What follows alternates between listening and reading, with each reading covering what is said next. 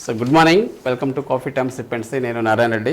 So దినపత్రికలను వార్తలను విశ్లేషించే కార్యక్రమం కాఫీ టైమ్. ఈరోజు మనతో ఉన్నారు సీనియర్ జర్నలిస్ట్ పొన్నూరు వెంకట శ్రీనివాసరావు గారు. మరి వారిని అడిగి ముఖ్యమైన విశేషాలు ఏంటో చూద్దాం. నమస్కారం గురుగారు. Very good morning and welcome to coffee time. So main headlines చూద్దాం. నిన్నతో అయిపోయింది సిద్ధం, అయిపోయిందిగా, బస్ యాత్ర అయిపోయింది, నిన్నతో క్లోజ్ అయింది. ఈరోజు నామినేషన్ వేయడానికి వెళ్తున్నారు ముఖ్యమంత్రి గారు. ఒకసారి చూద్దాం హెడ్లైన్స్ ఏమున్నాయో. జగన్ మార్పుతో సమాజం సిద్ధం, ఇది 58 నెలలుగా విప్లవాత్మక మార్పులు తెస్తూ చేస్తున్న యుద్ధం. శ్రీకాకుళం జిల్లా అక్కవరం సభలో సీఎం వైఎస్ జగన్. ఇక అసామాన్యులు వైఎస్ఆర్సీపీ తరపు అభ్యర్థులు నిరుపేదలు. అబ్బో, సొంత ఇల్లు ఎలాంటి నగలు లేని మడకశిర అభ్యర్థి ఈరలకప్ప, సింగనమల అభ్యర్థి వీరాంజనేయులు పరిస్థితి కూడా అంతే. రంపచోడవరం అభ్యర్థి ధనలక్ష్మి ఆస్తులు కేవలం 53 లక్షలే. మైలవరం అభ్యర్థి తిరుపతిరావు ఆస్తి 4.27 లక్షలు. వీళ్ళందరూ పేదవాళ్ళు.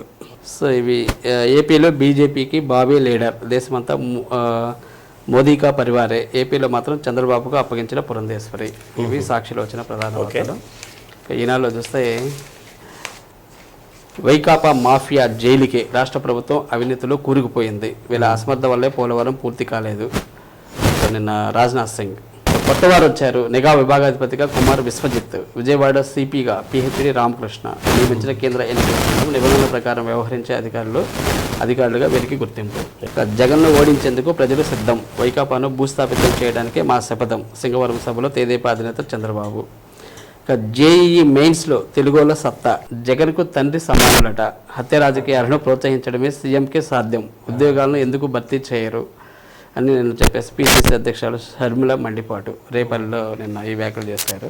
ఇక ధరలు తగ్గాలంటే జగన్ పోవాలి, అప్పుడే పేదలకు మనుగడ, 5 కోట్ల ప్రజల కోసమే కూటమిగా వస్తున్నాం అని చెప్పేసి నిన్న చంద్రబాబు వ్యాఖ్యలు అవి. ఇక అవినీతి వైసీపీపై నేతలు జైలుకి అని చెప్పేసి సేమ్ వార్త. ఇక గుంటూరులో వార్ వన్ సైడే, 1,50,000కు పైగా మెజారిటీతో గెలుస్తా. ఇక మన ప్రకాశం జిల్లా వార్తలకు వస్తే చూడండి, 2 రోజుల్లోనే పట్టేశారు. మధ్యలో వచ్చేమకుర్తిలో దొంగలు పడితే వెంటనే పోలీసులు అలర్ట్ అయ్యారు.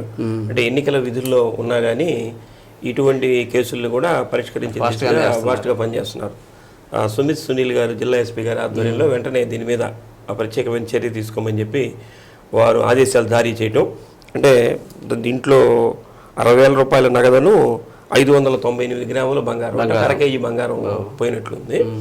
అంటే పెద్ద చోరీ కాకపోయినా సరే వెంటనే దాని మీద దృష్టి అయితే పెట్టారు. అంటే చేమకుర్తి పట్టణం అంటే పెద్ద పట్టణం అది, ఎందుకంటే బాగా డబ్బున్న వాళ్ళు, ఈ గ్రానైట్ వ్యాపారస్తులు, ఇది కూడా ఉన్నటువంటి ప్రదేశం.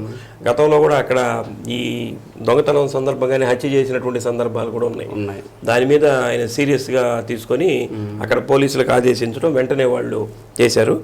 పాత నేరస్తులే దీన్ని చేసినట్లుగా గుర్తించారు.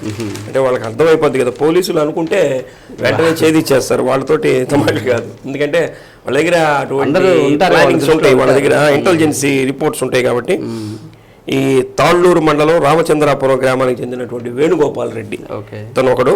2వ నిందితుడేమో చేమకుర్తి పాటివేదపాలెంలో జగనన్న కాలనీకి చెందినటువంటి వ్యక్తిగా గుర్తించారు. వెంటనే వాళ్ళని అరెస్ట్ చేయడం కూడా జరిగింది. వాళ్ళ దగ్గర నుంచి డబ్బుని, అలానే బంగారాన్ని కూడా, ఇదిగోండి బంగారం గొలుసులు వరుసన డిస్ప్లే చేశారు. వాళ్ళైనా అంత బంగారం 1/2 కేజీ బంగారాన్ని ఇంట్లో పెట్టడం అనుకో. ఏంటంటే వాళ్ళు ఎవరు చనిపోయారట, చూసేద్దాంలే అని అనుకున్నారంటే చుట్టుపక్కల జనం అన్నీ ఉంటారు కదా, జనాలు ప్రతిదానికి ఎక్స్పెక్ట్ చేయరు. ఇప్పుడు మనం ఉన్నాం అనుకోండి, ఏదైనా సాయంత్రానికి వచ్చేస్తాంలే అని చెప్పి వెళ్తాం. ఈ సమయాన్ని కూడా వాళ్ళు ఉపయోగించుకునేదానికి అవకాశం ఉంటుంది. అది ఇవన్నీ ఏంటంటే తెలిసిన వాళ్ళే చేసేదానికి అవకాశం ఉంటుంది. జనరల్గా కొత్తవాడైతే రెక్కి నిర్వహించడం, అసలు వీళ్ళు ఎప్పుడు ఉంటారు ఎప్పుడు పోతారని చూస్తారు. ఇటువంటివి తెలిసిన వాళ్ళ వల్లే సాధ్యపడేది. అది మొత్తం మీద పోలీసుల్ని ఎన్నికల విధుల్లో ఉన్నా సరే ఈ కేసును ఛేదించినందుకు జిల్లా ఎస్పీ గారు అభినందించారు.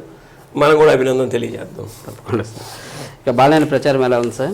బాగానే జరుగుతుంది. నిన్న విస్తృతంగా 43, 44, 45 డివిజన్లో వారు ఎన్నికల ప్రచారాన్ని నిర్వహించారు. అలానే 20వ డివిజన్లో ఏమో బాలినేని సచీదేవి గారు, అలానే 8వ డివిజన్లో ఏమో శ్రీకావ్య గారు, వాళ్ళ కుమారుడు గారు, మొత్తం ఫ్యామిలీ మెంబర్స్ మొత్తం కూడా విస్తృతంగా ఎన్నికల ప్రచారంలో తిరుగుతున్నారు. ఇక నేడు రఘునాయక స్వామి కళ్యాణం ఎక్కడ సార్? రఘునాయక స్వామి అంటే చెదలవాడ రఘునాయక స్వామి కళ్యాణానికి ఒక ప్రత్యేకత ఉంది. ఇది అనాదిగా చాలా రోజుల నుంచి జరుగుతున్నటువంటి కళ్యాణ క్రతువు. జిల్లాలోనే కాకుండా జిల్లా రాష్ట్రేతర ప్రాంతాల నుంచి కూడా ఇక్కడికి వస్తారంటే ఇది ఒక ప్రఖ్యాతమైనటువంటిది.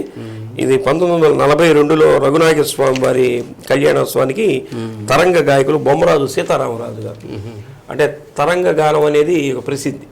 తరంగ గానం, ఆ తరంగ గానం చేస్తూ ఆయన అప్పుడు పరమపదించాడు కళ్యాణం సందర్భంగా. కాబట్టి అదే ఆచారాన్ని కొనసాగిస్తే ఇప్పటికి కూడా తరంగ గానాలు చేస్తూనే అక్కడ కళ్యాణం అనేది జరగడం ఒక ఆచారం. అలానే ఇది ప్రతిష్ఠ చేసింది కూడా అగస్త్య మహర్షి సీతారాముల యొక్క దీన్ని ప్రతిష్ఠ చేశాడు. ఇంకా వీటన్నిటికంటే ప్రాశస్యం ఏమిటంటే రాములు వారు సీతమ్మ వారిని వెతుక్కుంటూ వచ్చినప్పుడు చెదలవాడి దగ్గరికి వచ్చాడని, చెదలవాడి దగ్గర నుంచి అక్కడికి 4 వైపుల మార్గం ఉంటుంది. ఆ చెదలవాడిని కేంద్రంగా చేసుకుని 4 వైపులకి ఈ సైన్యాన్ని పంపించాడని, అమ్మవారిని వెతకమని పంపించాడని, అందువల్లనే దీనికి చతుర్వాటిక అన్నటువంటి పేరు. 4 దిక్కులు పంపించాడు కాబట్టి దీనికి చతుర్వాటిక అన్నటువంటి పేరు వచ్చిందని చెప్పి పురాణ ప్రాశస్త్యం. అందుకనే మన రవిశంకర్ గారు రవిశంకర్ గారు ఆ చతుర్వాటిక అని అక్కడ విల్లాస్ కడుతూ కూడా దానికి చతుర్వాటిక అన్న నామకరణం కూడా చేయటం జరిగింది. అది దానివల్ల కథ. అంటే రాములు వారు ఈ ప్రాంతానికి వచ్చాడు కాబట్టి ఆ చెదలవాడ అన్నటువంటి ప్రాంతానికి అంత ప్రాశస్త్యం. ఇంకా ప్రాశస్త్యం ఏమిటంటే ఇప్పటికి కూడా అంటే కొంతమందికి విశ్వాసం ఉంటుంది, కొంతమందికి విశ్వాసం ఉండదు. కానీ అక్కడ జరుగుతుంది ఏమిటంటే ఈరోజు కళ్యాణం జరిగేటటువంటి సందర్భంలో ఖచ్చితంగా తరంబరాలు ఎప్పుడైతే పోస్తుంటారో అప్పుడు ఆకాశంలో గద్దొచ్చి తిరుగుతుంది అనేటువంటిది ఒక విశ్వాసం. కాబట్టి దీనికోసం మీడియా మొత్తం కూడా అక్కడ వెయిట్ చేస్తుంటారు, ఎప్పుడు వస్తుందా ఎప్పుడు వస్తుందా. రాముల వారి మీద కెమెరాలు పెట్టుకుంటే పైన ఆకాశంలో పెట్టుకుంటారు, అసలు గద్ద వస్తుందా రాదా అనేది పరీక్ష చేయడానికి. ఎప్పుడు నిరాశపరచలే. ప్రతి సంవత్సరం కూడా ఒక్క గద్ద అయినా వస్తుంది. ఒక్కోసారి గుంపులుగా వచ్చినటువంటి సందర్భాలు కూడా ఉన్నాయి. కాబట్టి ఈరోజు రఘునాయక స్వామి కళ్యాణం కాబట్టి చూడాలనుకున్న వాళ్ళు వెళ్ళొచ్చు. Okay sir. ఇక మేమంతా బాగానే వెంట ఎవరు వీళ్ళంతా ఈ కార్పొరేటర్ల మీద కూడా ఈ మధ్యలో ఏదో కార్పొరేటర్లు కొంతమంది వెళ్ళిపోతున్నారని, మధ్యలో కార్పొరేటర్ కూడా వెళ్ళిపోయి టీడీపీలో చేరటం జరిగింది. దీని సందర్భంగా కార్పొరేటర్లు అందరూ కూడా వెళ్తారు అన్నటువంటి ఒక ప్రచారం అయితే సాగుతుంది. దీని సందర్భంలో నిన్న గంగాడ సుజాత గారి ఆధ్వర్యంలో, మేయర్ గారి ఆధ్వర్యంలో ఒక సమావేశం కూడా కార్పొరేటర్లు అందరూ నిర్వహించారు. ఇవన్నీ అసత్యమైనటువంటి ప్రచారాలు. మేము బాలినేని శ్రీనివాసరెడ్డి గారి వెంటనే ఉన్నామని చెప్పి వాళ్ళందరూ కూడా మద్దతు తెలియజేసినటువంటి వార్త. ఓకే సార్, మనకు వార్తలు చూస్తుంది. చిన్న బ్రేక్ తీసుకుందాం సార్. కాఫీ టైమ్ సిపెంట్స్లో వచ్చిన విరామం. Stay tune. Welcome back. ఏంటి సార్, కానిస్టేబుల్ రత్నబాబుపై వెయిట్ అంట, దేనికోసం? మొన్న బాలినేని శ్రీనివాసరెడ్డి గారు నామినేషన్ చేసినటువంటి సందర్భంలో ఈయన మఫ్టీలో ఉన్నాడు కానిస్టేబుల్. ఈయన దాంట్లో పాల్గొన్నాడు. ఆ పాల్గొన్నటువంటి సందర్భంలో ఇవన్నీ ఫోటోలు మీడియాలో వస్తాయి, ఫోటోలో కూడా మీడియాలో కూడా వచ్చింది. వస్తే దీనికి సంబంధించి టీడీపీ వాళ్ళు రిపోర్ట్ చేయటం ఇవన్నీ కూడా జరిగినట్లుంది. జరిగితే దీనికి మన కమిషనర్ గారు ఉన్నారు కదా, కమిషనర్ గారు దీనికి దాని మీద పోలీస్ రిపోర్ట్ ఇవ్వటం, దాని మీద ఎంక్వైరీ చేయటం, ఇవన్నీ చేసిన తర్వాత ఎస్పీ గారు దీన్ని కూడా సీరియస్గా తీసుకొని అతన్ని సస్పెండ్ చేసినట్లు వార్తలు కూడా వస్తున్నాయి. కాబట్టి ఉద్యోగస్తులు ఎవరు కూడా అత్యుత్సాహాన్ని ప్రదర్శించి ఇలాంటివి చేయటం వల్ల